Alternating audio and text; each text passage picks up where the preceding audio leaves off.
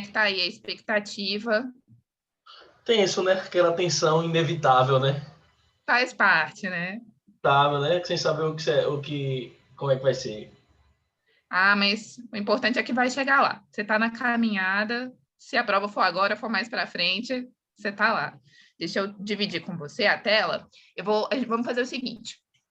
Eu vou colocar o seu texto primeiro aqui na tela para a gente poder ler o texto todinho, para eu poder te Certo. mostrar primeiro os errinhos de português, as colocações que não foram tão bacanas. E aí depois a gente analisa em relação ao conteúdo, pode ser? Certo. Tá bom? Vou dividir aqui com você. Peraí.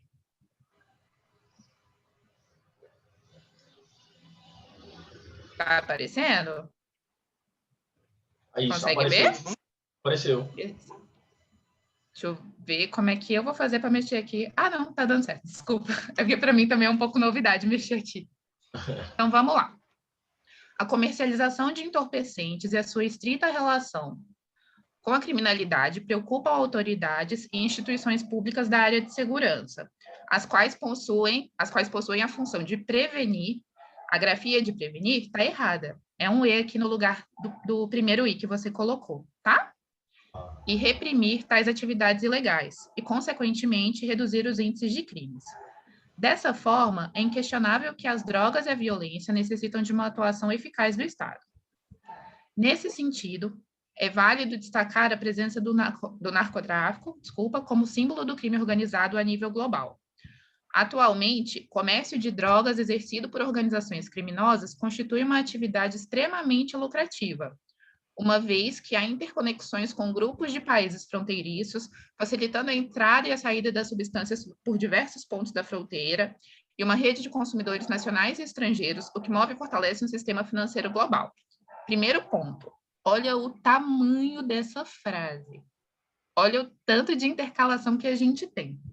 Quando o texto é nosso, a gente tem intimidade com aquela ideia, a gente tem intimidade com aquilo que está sendo falado. Então, para a gente, é fácil de entender, né? O que está escrito ali, porque a gente sabe o que a gente quis dizer e a gente usou as palavras certas. O problema é que uma frase muito longa e muito cheia de intercalação, muito cheia de corte, é um convite para que a pessoa se confunda. E é um convite para que ela esqueça aquela primeira informação. Porque pensa, você falou uma coisa aqui, e de repente você está falando outro e acrescentando outra informação e ainda nem concluiu o seu raciocínio. Então, para quem está lendo e para quem não conhece o que você vai falar, não sabe o que está tendo contato pela primeira vez com aquilo que você está dizendo, isso fica muito confuso. Então, o ideal aqui é que a gente corte esse período, a gente divida esse período. Se a gente conseguir fazer 2 ou 3 períodos com base nesse que você construiu, tá ótimo. Porque aí fica mais fácil para a pessoa, a mensagem é mais direta. A gente fala muito nesse negócio de adotar a ordem direta e frases mais curtas por isso, que é bem mais fácil da gente conseguir compreender, né? Do nosso interlocutor conseguir compreender. Ainda dentro dessa frase, a gente tem aqui o facilitando, um gerúndio. Qual que é o problema do facilitando aqui? A gente tem uma relação que é de causa e efeito. O fato de os países se conectarem com outros países, né, as fronteiras, a existência das fronteiras, é a causa para que a gente tenha uma entrada e uma saída facilitada de drogas.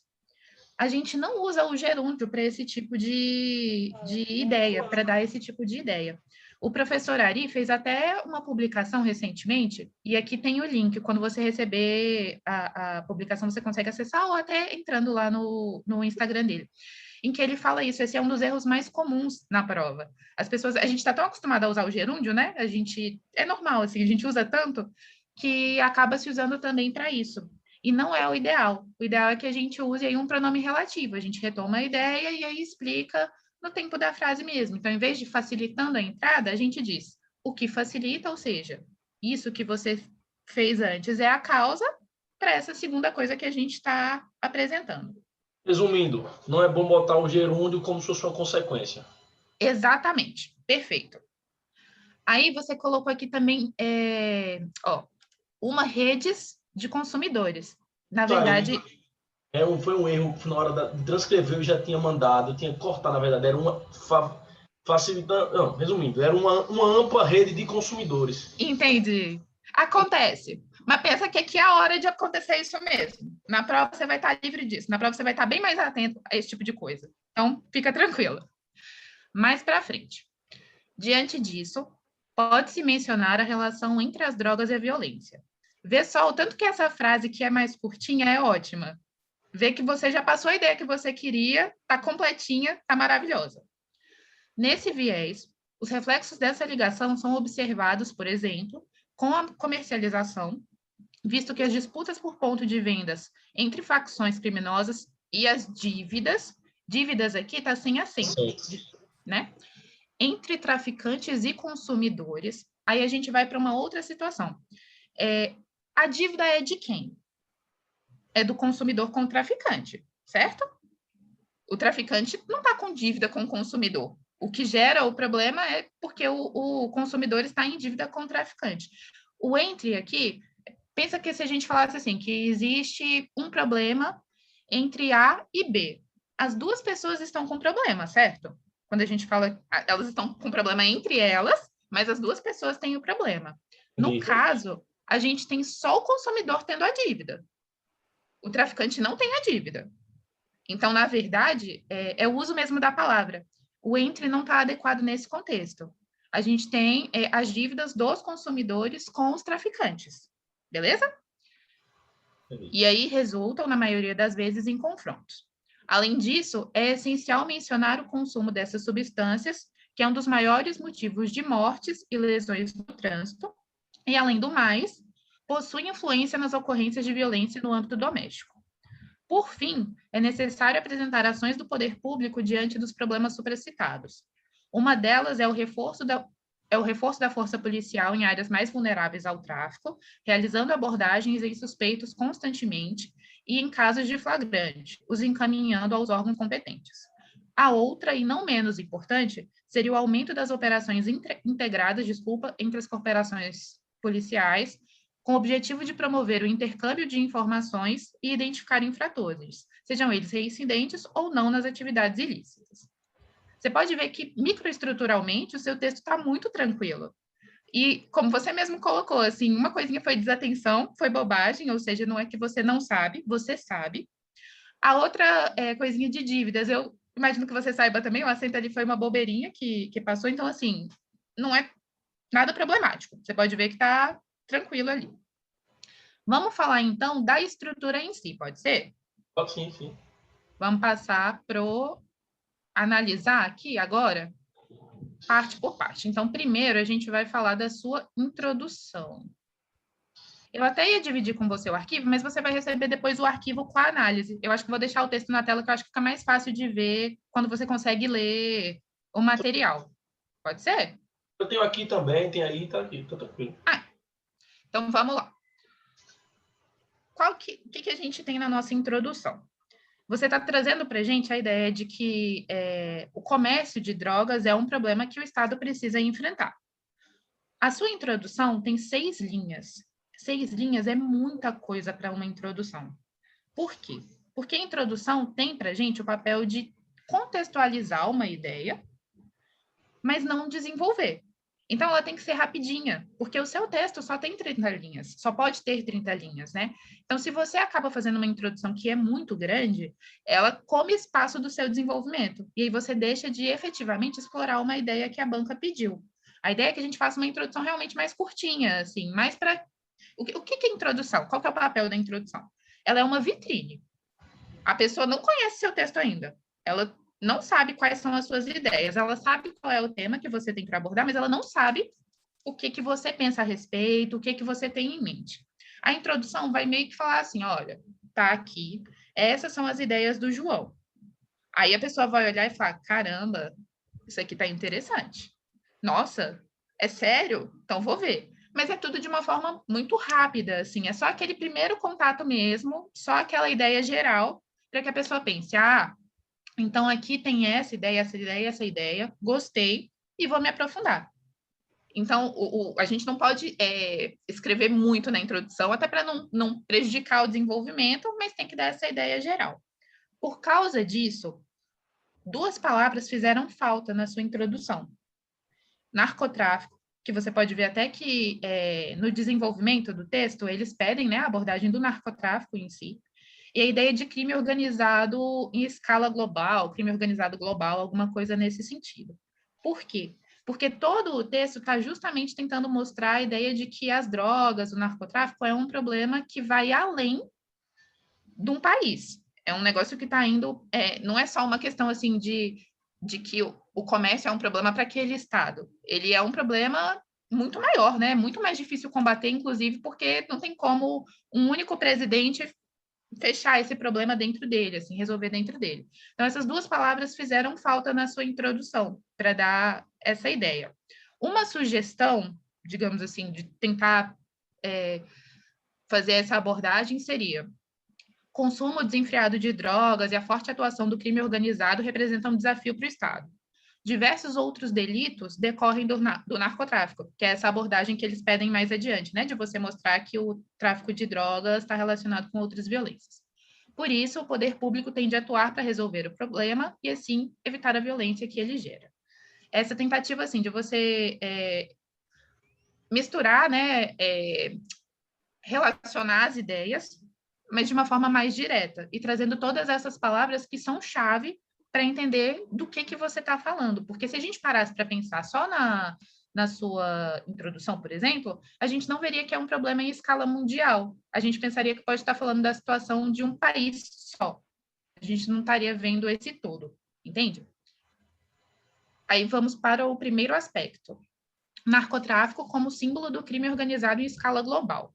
O que era esperado aqui? O que era esperado de desenvolvimento?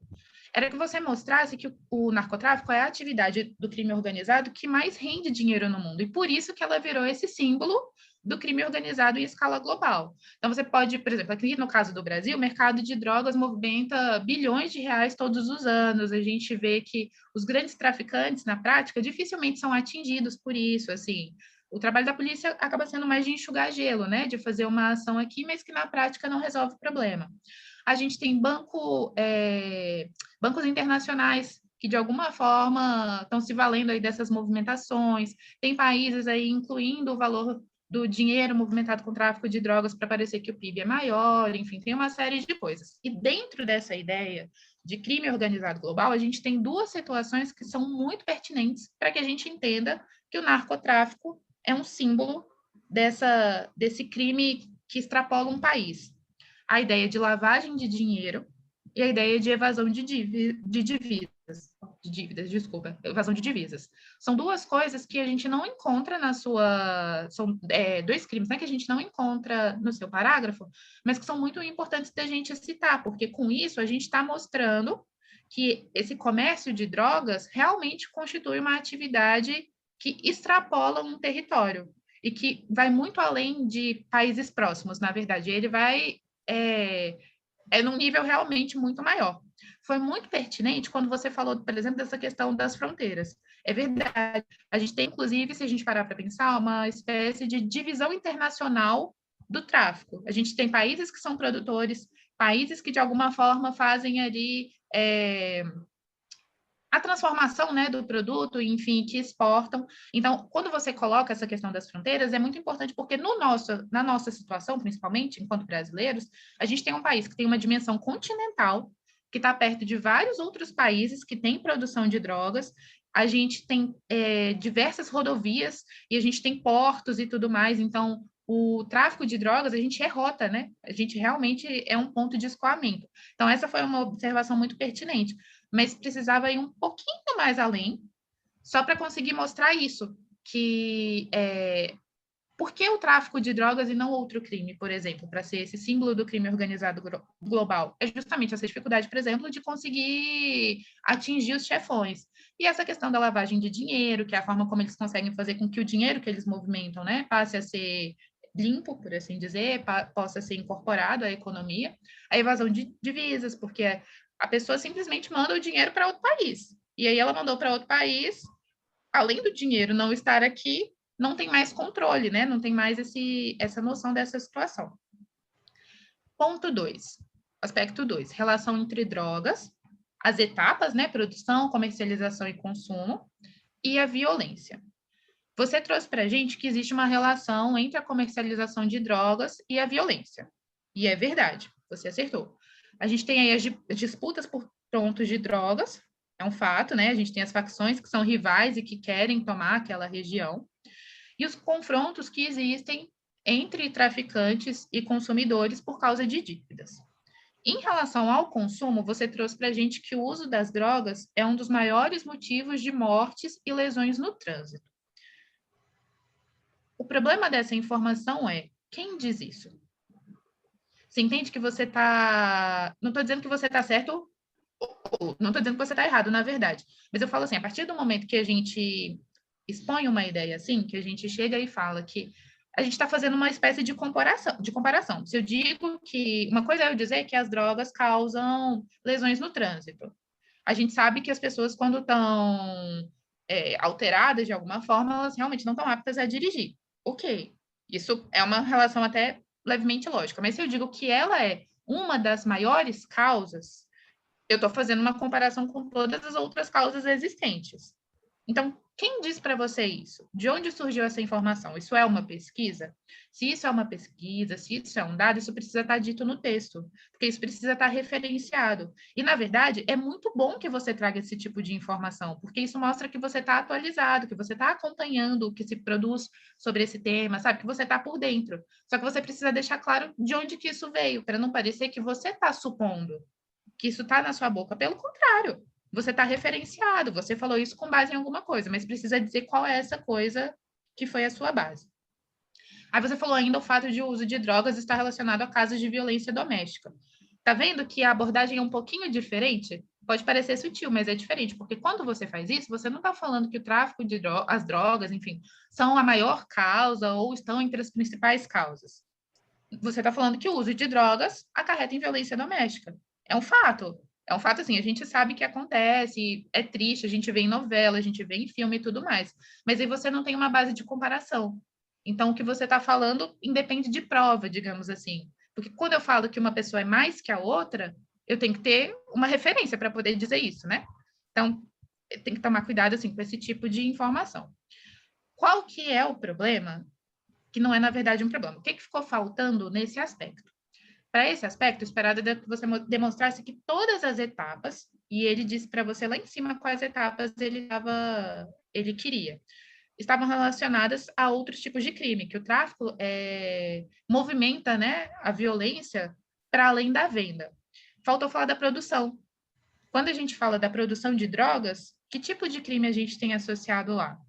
Dá para falar, por exemplo, que tem tráfico de pessoas, dá para falar em trabalho escravo, dá para falar numa série de coisas, mas era preciso citar.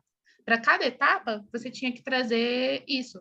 E você pode ver que o próprio aspecto indicou para você que ele queria ponto a ponto.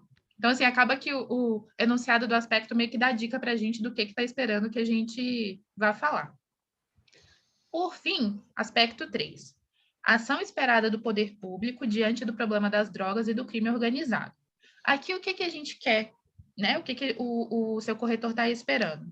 Que você pondere sobre o que a gente espera do Estado, como que a gente espera que o Estado faça para combater o tráfico de drogas ou para reduzir o problema das drogas e do crime organizado. Você trouxe para a gente duas possibilidades. Reforço da força policial em áreas mais vulneráveis ao tráfico, ou seja, totalmente coerente. Se eu espero que o Estado combata, e ele tem uma equipe, né, ele tem profissionais que têm de lidar com essa situação, o reforço realmente está coerente. Foi uma boa abordagem. Você fala da questão da abordagem dos suspeitos, né, que está dentro dessa ideia de reforço da força policial, e depois você citou o aumento das operações integradas entre as corporações, porque aí tem um intercâmbio de informações e facilita identificar os infratores, o que está bacana também. Porque se eu junto forças policiais diferentes, eu tenho ao meu acesso muito mais informação. Eu tenho o que a PM descobriu, eu tenho o que a Polícia Civil descobriu, eu tenho o que a Polícia Federal descobriu. Então, realmente, a ideia de ação integrada é muito boa. O que teria sido interessante você incluir aqui também? Pensa que, assim, quando a gente está falando na extinção de um problema, como é a questão do tráfico de drogas, a gente não atua só na ideia de repressão. Não é só pegar a existência desse problema e como que a gente vai ali e, como que eu resolvo esse problema? Mais do que isso, a nossa solução também vai estar na raiz. Então, era muito importante pensar não só na repressão, mas pensar em alguma coisa que seja preventiva também. que é a ideia base de conscientização das pessoas mesmo, sabe? Assim, conscientizar jovens, crianças e adolescentes, alguma coisa assim. Mas nesse sentido de você pensar em soluções que efetivamente possam produzir uma solução. Por quê? Porque quando a gente para pensar só na repressão, não necessariamente a gente tem solução. O problema continua existindo. Se eu não tiver um policial que reprima uma situação específica, eu não resolvo. Eu só vou tá ali apagando aquele erro, mas o erro em si vai continuar acontecendo, digamos assim. Então, pensar em alguma coisa que pudesse ajudar nessa ideia de prevenção mesmo, de o que a gente pode fazer que mude essa postura. Efetivamente, a gente precisa ir na raiz. Então, pensar em conscientização é sempre uma coisa bacana, é uma sugestão bacana, assim, porque ela costuma estar aliada a essa ideia de ir ali na base, né, do problema. Políticas públicas poderia ser assim também. Isso, exatamente. Políticas públicas. Aí, quando você fala em políticas públicas, eu tenho só uma sugestão.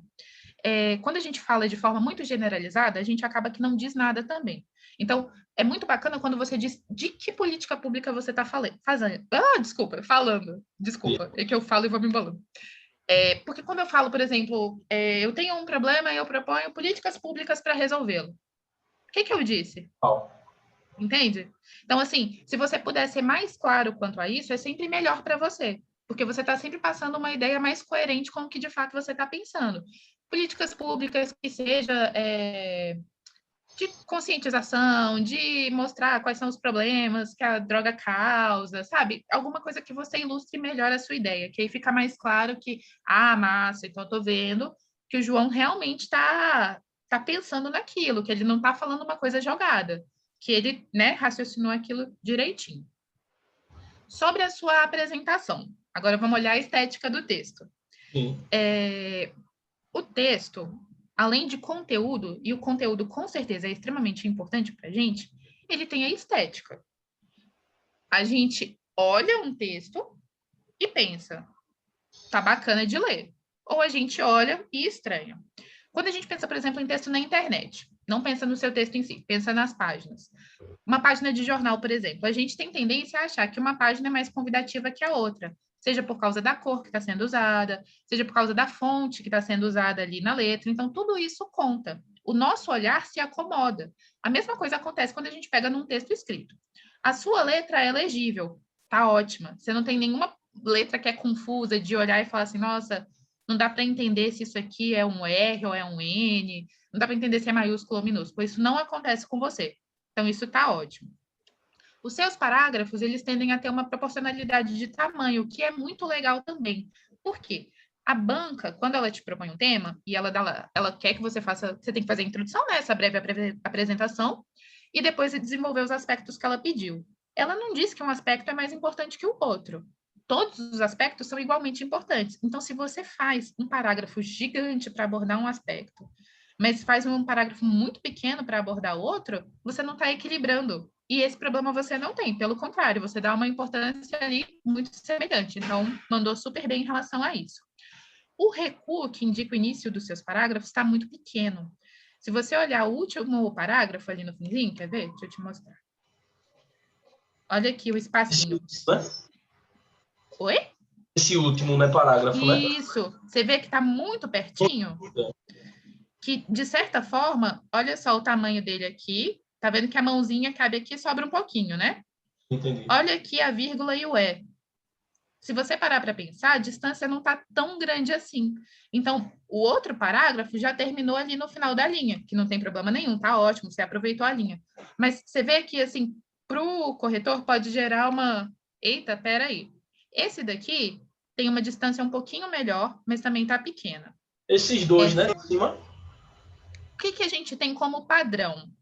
2 centímetros. A banca costuma pedir aí uma distância de 2 centímetros da margem esquerda, para ela ter certeza que você fez bonitinho e também porque para ter uma simetria nas construções.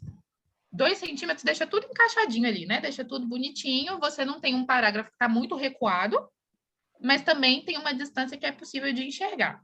O primeiro e o segundo, tá beleza? Oi? Esse segundo e esse terceiro, tá beleza? A distância ainda está um pouquinho pequena. Um pouquinho maior é melhor. O que eu te sugiro? Vou te dar um truque que parece truque de criança. Certo.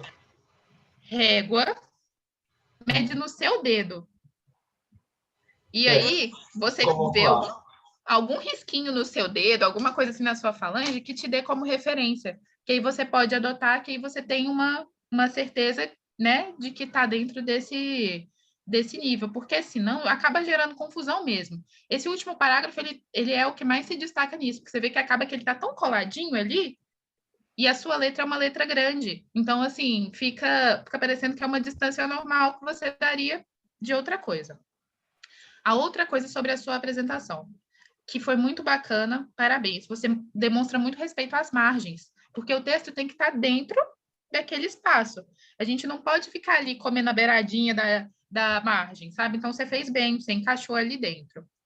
A introdução, eu te falei, né? A questão As da palavras. linha a mais, e da Assim. linha a mais também, tentar diminuir um pouquinho. Uma outra coisa para chamar sua atenção aqui, para observar. Aqui no finalzinho, ó, tá vendo essas palavras aqui, principalmente? Sim. Não estava cabendo, né? Aí a gente dá aquela exprimida. Visualmente, isso é estranho. Porque quando você olha o texto, você não está lendo nada, você só está olhando assim. Alguma coisa está esquisita. Olha o tamanho aqui, por exemplo, da sua letra O. Olha o tamanho da sua letra O aqui. Então, é bom ter esse cuidado também, porque, assim, esteticamente, o texto também tem que ser convidativo. Também tem que ser atraente, digamos assim, né, para o seu corretor. Essa é uma coisa que eles prestam muita atenção. E, por fim, você usou as 30 linhas. Certíssimo, muito bom, correto. Várias razões para isso. Primeiro, 30 linhas não é tanto espaço assim se a gente parar para pensar. Às vezes a gente fica com vontade de falar muito mais, né? E não cabe. Mas é o espaço que a sua banca julga que é o ideal para aquilo. Então, se você usa menos, parece que você não está assim com tanto conteúdo. Segundo motivo, você garante que você desenvolveu o tanto que você pôde, as ideias que você tinha dentro daquilo. E é muito bom para o seu corretor, inclusive, perceber que você tentou usar o máximo possível, né? Que, poxa, ele se esforçou para falar tudo que ele podia falar sobre esse assunto. Então, extremamente acertado. Terceiro ponto, que é, aliás, acho que um dos principais. A sua nota é composta com base nas suas ideias e considera para desconto os erros que você teve, a quantidade de linhas que você escreveu. Quanto mais linhas você escrever, menor o seu desconto. É mesmo? Não sabia não. Sim. Como é que a gente forma a sua nota? A gente vai ver as suas notas de conteúdo. Então, a gente vai lá ver a sua apresentação, por exemplo. Tudo isso que a gente conversou. A gente, como a distância de parágrafo não está legal, tira um pouquinho. Como a gente tem palavra exprimida ali no finalzinho das linhas, tira um pouquinho. A gente tem a introdução com uma linha a mais, tira um pouquinho. Faltou palavra-chave? Tira um pouquinho. Beleza, tiramos um pouquinho, a sua nota de apresentação vai ter um descontinho. Ok. Primeiro parágrafo, segundo parágrafo, né? O primeiro de desenvolvimento, do aspecto 1. Faltou citar algumas coisinhas, então tem um desconto. Parágrafo do aspecto 2. Faltou citar mais algumas coisinhas, que é a questão da produção. Tem mais um descontinho. Parágrafo 3º, faltou pensar na questão preventiva. Então, tem mais um descontinho. A gente soma aí o que você conseguiu fazer e aí a gente vai para a parte do desconto. Como que a gente pensa nesse desconto? A gente pega os seus erros, você teve 6 erros, né, de microestrutura, multiplica por 4 e divide pela quantidade de linhas que você escreveu. Então, 6 vezes 4, 24. Se você tivesse escrito 24 linhas, por exemplo, você ia perder um ponto. Você escreveu mais, então seu erro caiu. Sua penalidade, aliás, caiu. Então, quanto mais você escreve, quanto mais você aproveita, melhor. Então, sempre escreva as 30 linhas. Fez certíssimo, sabe? Tem que escrever mesmo. Põe as suas ideias ali. E, assim, você tem um texto muito rico em informação. Isso é muito legal, porque mostra que você sabe, você tem consciência do que você está falando. Não é como se você tivesse perdido no assunto. Pelo contrário, você demonstra muita coerência. Se você olhar o seu texto, do início ao fim, você vê que tudo faz sentido. Os aspectos já são pedidos com base nesse encadeamento, né? Para que você construa isso, mas nem sempre as pessoas conseguem construir essa ideia. Você vê que tem muita lógica. Você mostra que o comércio de entorpecentes e a sua relação, né? A relação desse comércio, do tráfico de drogas com a criminalidade é um problema para o Estado, que o Estado precisa enfrentar isso. Aí, depois, partindo dessa ideia, você fala que, olha, e além de tudo, esse problema não é um problema local, ele é um problema transnacional, ele é um problema que vai além das fronteiras. Aí você fala que some-se a isso o fato de que o tráfico de drogas, em todas as suas etapas aí de produção, ele gera outras violências, por assim dizer. Então, não é só a questão do efeito das drogas para a vida das pessoas. É o que vai muito além disso e que é um problema. Se a gente tem gente que está sendo assassinada, se a gente tem briga de facções que acaba refletindo em gente morrendo por bala perdida, se a gente tem tráfico de pessoas, se a gente tem carro sendo roubado, se a gente tem briga dentro de casa, o tráfico de drogas foi a origem para uma série de problemas. Então, por fim, você vai e traz para a gente que o poder público tem que agir diante disso. E as formas que ele tem para agir são reforçando o policial, ou seja, reforçando a força policial, ou seja, mostrando que a polícia pode estar mais forte em alguns lugares, em algumas ações, adotando algumas abordagens, e que com a operação integrada e mais informações, eles vão ter mais condições de fazer isso. Então, vê que você conseguiu construir uma linha de raciocínio muito bacana. O seu texto tem uma lógica que é muito, muito boa de encontrar mesmo, muito fácil de encontrar. Então, assim, o seu texto está muito legal, de verdade. É isso que eu vou levar para a prova, professor. É isso que eu coloquei, tipo, em todas as minhas redações. É isso aí que vai para minha, assim, esse modelo. Tá certo. E esses erros que você falou agora, tipo, do espaçamento, não sei, assim, não sei se teve mais nessa, não sei, mas os que se repetem todas, das redações das 5 antes, né? Essa é a sexta. Eu já recebi 5. Foram esses espaçamentos e essas questões da pontuação mesmo. Foram todas as vezes a mesma coisa. Pode ser que nesse aí, como você está dizendo, teve algumas faltas, como você está dizendo, algumas faltas de conteúdo, na parte macro, né? A parte macro é a parte do conteúdo, né? Isso. Pronto. Pode ser que nesse teve algumas faltas, mas nos outros que se repetiam sempre foi isso. Então, aí, o que eu tenho para te dizer diante disso? Desculpa te interromper, mas porque você falou uma coisa que eu acho muito, muito relevante. Cada tema é uma novidade. Tem tema que a gente tem muito mais intimidade, que é muito mais fácil de lidar. E tem tema que às vezes a gente acha que domina aquele tema, e na prática não é tão simples assim, porque dentro daquele tema tem alguns conceitos que, né, não são tão tranquilos quanto a gente imaginava, e tem tema que é muito difícil e tudo mais. Então é normal haver realmente uma variação, por causa dessa intimidade que você tem ou não com o assunto. Quanto a isso, você fez o que você tinha de melhor, que é fazer um cursinho de redação. Sabe por quê? Tudo isso está te treinando em repertório. Se você pode até ser que esse não seja o tema da sua prova, mas se aparecer qualquer coisa, por exemplo, sobre tráfico de drogas, você foi treinado a pensar sobre esse assunto. Você já consegue imaginar que, por exemplo, se te pedirem para falar sobre solução, você tanto vai pensar em repressão quanto em prevenção, entende? Então, assim, tudo isso, na verdade, é aprendizado. Eu acho que o que você falou, assim, de se destacar no conteúdo é pensar nisso, que tudo isso está agregando repertório. Então, quando chegar a hora, ó, você está treinadíssimo. Em relação às construções, você falou que isso já eram coisas que tinham aparecido antes, né? Então, é realmente treinar isso. Mas você vê que isso é pequeno perto daquele universo de coisas a mais, assim. Você vê que são poucos erros microestruturais. Realmente, assim, pelo menos com base nas correções que eu venho fazendo, não é um número, sabe, assim, de chocante. Não, é realmente, assim, um ajuste, e que bom que você tem consciência disso, sabe, que você sabe se repete. Nas outras correções está a mesma coisa, tipo, acento. E essa redação que eu faço, essas que eu faço, tipo, antes eu não faço direto.